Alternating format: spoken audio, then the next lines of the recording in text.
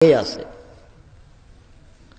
রাসূল সাল্লাল্লাহু আলাইহি ওয়াসাল্লাম বলছেন সবচেয়ে যেটা গুরুত্বপূর্ণ শর্ত যেটা মানুষকে আদায় করতে হয় সেটা হলো ওই মেয়েকে বৈধ করা হয়েছে যে টাকা প্রদানের শর্ত দিয়ে, সেই টাকা তুমি আগে প্রদান করো, সেটা হলো মোহর। কতগুলো কৌশল বিবাহের ঘরেই বাসর ঘরে বলছে মোহরটা মাফ করে দাও, আবার কতগুলো সংসার মোহর দেয়নি, মরার সময়তে বলছে যে তোমাকে 10 শতক জমি দিয়ে দিলাম। আচ্ছা, মরার সময়তে 10 শতক জমি নিয়ে কি করবে? 5 বছর আগে হলেও তো সেই জমিতে ধান গাড়া থাকতো, পাখি খেত, একটা কিছু নেকি হতো। এখন তো মরার সময়, ওই জমি নিয়ে কি করবে?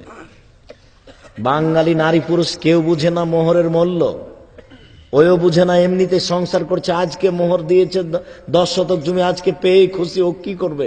বলে আমার ছেলে মেয়েরা ভাগ করে নিবে। তো যে 10 শতক জমি আপনার ছেলে মেয়ে ভাগ করে নিবে, ওটা যদি আপনার স্বামীর কাছে থাকে তো ভাগ ওইরূপই পাবে। আপনার কাছে এসে লাভ কি হলো? আপনি যদি মোহরটা আগে নিতেন তাহলে অন্তত এই জমিতে ধান গাড়া থাকতো, ধান হলে পাখি খেত, তাতে একটা নেকি হতো। নইলে আপনার হাতে টাকাটা থাকলে আপনি 10টা টাকা ফকিরকে দিতেন, একটা নেকি হতো।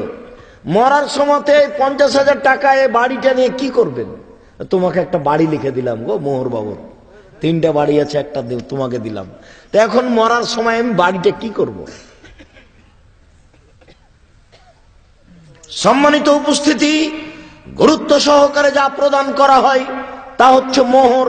আপনি দিতে বাধ্য, টাকা দিয়ে বিবাহ করতে হবে, টাকা নিয়ে নয়। এই কারণে আমরা শতদিন বলেছি, ভিক্ষা করা টাকা দিয়ে চাউল কিনে ভাত খেয়ে ইবাদত কবুল হবে।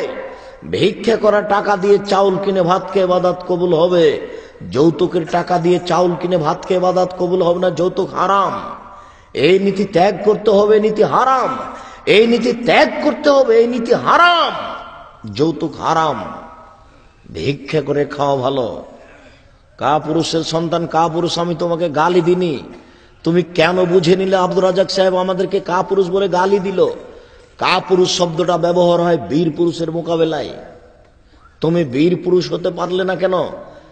তুমি, তোমার বাপের জমিদারি আছে, বড় ব্যবসা করো, টাকা কম আছে কলা বিক্রি করে খাও, তার চেয়ে টাকা কম আছে চকলেট বিক্রি করে খাও, টাকায় নাই দিন মজুরি করে খাও, দিন মজুরি করে খেতে না পারলে ভিক্ষা করে খাও। তুমি যৌতুক নিলে কেন?